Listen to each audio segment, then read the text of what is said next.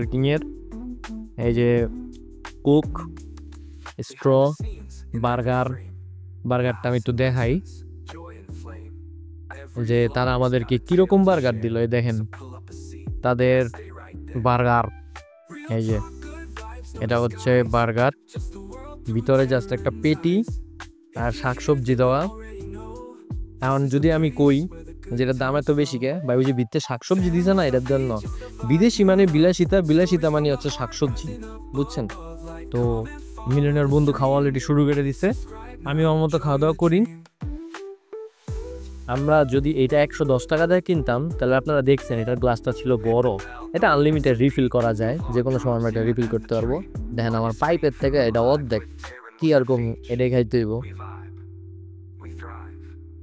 First একটু গলা ভিজিয়ে নিলাম, এখন হচ্ছে আমার বার্গার, বিসমিল্লাহ।